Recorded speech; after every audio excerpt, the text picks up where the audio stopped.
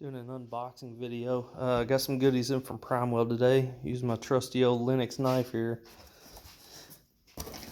Believe this is a spool gun to MIG aluminum with. I don't have a pure argon tank yet, as I'm just trying to get set up. I haven't welded anything since the body work was done on this cutlass. That's been 8-9 years ago. And I'm trying to do this with one hand because I don't have a high-tech cool camera set up like a lot of folks do. So I'm just going to be throwing some crap. Oh, that's nice. Anyways, this is the spool gun. Be the first time for me using something like that. That's pretty stinking cool. Alright, cool. Now I'm going to open up the big box. Let's see, it's this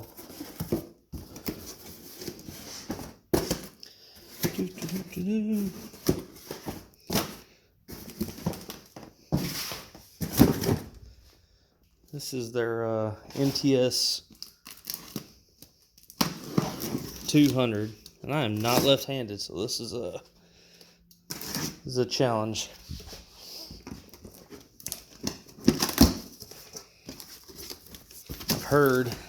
I've seen all these reviews about how well they box everything. I mean, you pop it open, they got little plastic guards. And a lot of people don't think about that stuff. Man, something simple like that could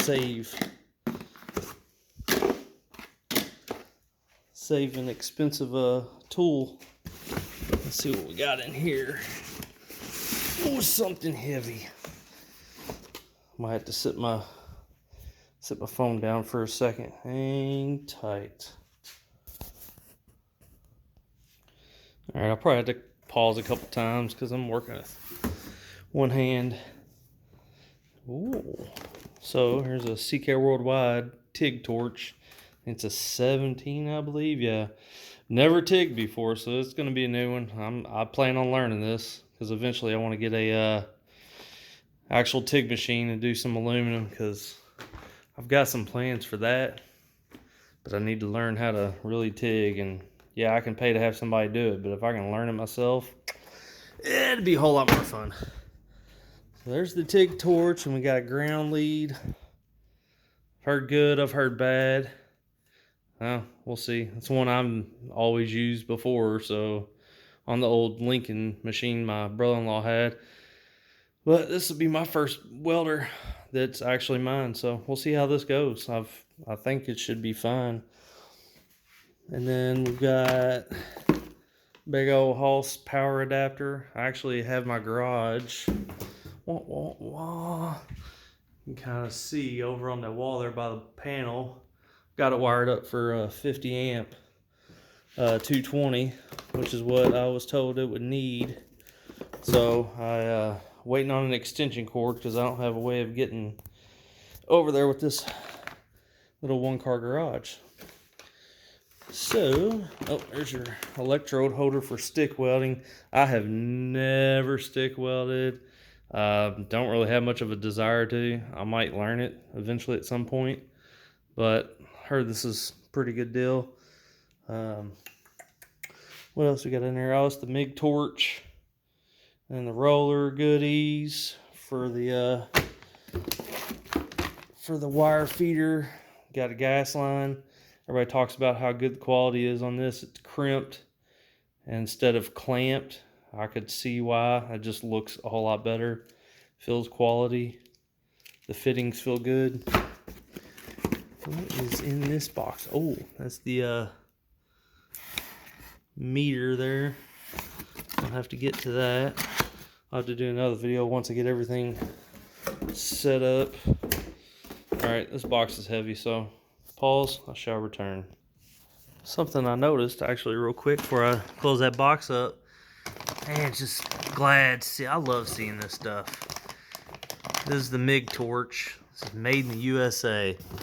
Good job, Primeweld. That makes you feel good. For the price, quality, everything so far, man, looking great. Let me get the rest of the stuff out. Stand by. Looks looks like we have a big old manual. From what I'm told, I believe it's a full color manual, which is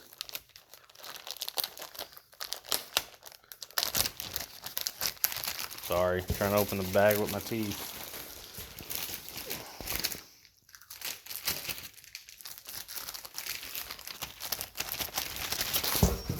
Well, that is not cooperating very much today.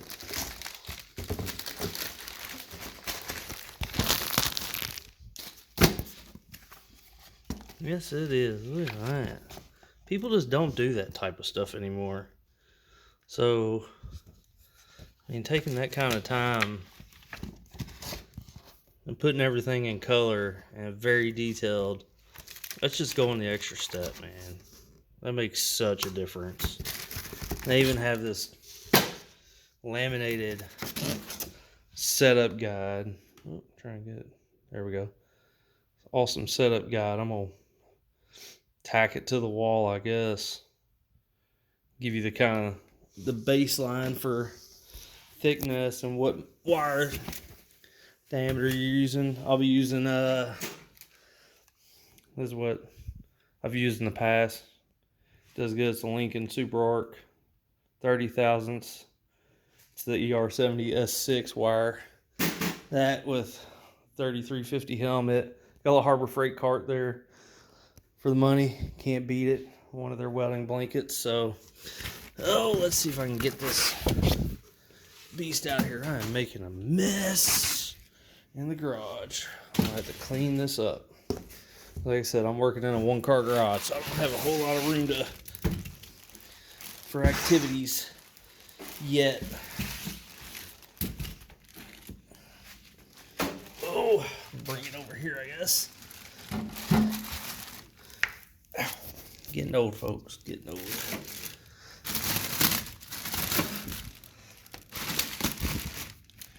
Wow. That'd be smarter than the bag. What do you know? Let's see. Got the cutlass. It's up on jack stands. Welder couldn't have got here at a better time. Big old nice cord on that. It's a 220 plug, obviously. I'm already wired up for that, so we're good to go.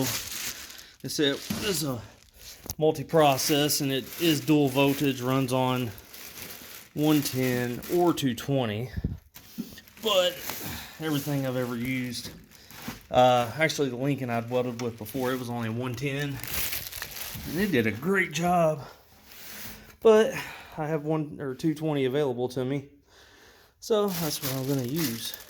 This thing is awesome looking. This is fancy compared to what I used in the past. Good job, Primeweld. I am super freaking stoked to get this thing set up. I mean, they even got a chart inside the door, which is what most companies do. But looks like the wire feed system, everything's metal. Nice, it's clean. I am pumped. I cannot wait to get this thing set up. I know this video is probably garbage, but I said I would do it. Here it is. This is the Primeweld MTS200 multi-process. It does MIG, TIG, and stick. And then, like I said, I've got the spool gun to do aluminum. I might try aluminum MIG welding. That should be interesting. Never done that before, so got a learning curve ahead of me. But this thing has some upgrades I want to do. I've currently got the rear end mostly torn apart. I'm going to be doing a LS1 F body rear disc brake upgrade, and the plan is to frame notch it. So that right there, I can weld in the 1/8 inch thick plate to frame notch it. And I got to weld on some brackets for the brakes, all that good stuff. So as of right now, that's all I've got. Hopefully I'll be able to report back once I get this thing hooked up and get it running. Do some more videos on it. Hope y'all like it. Thanks.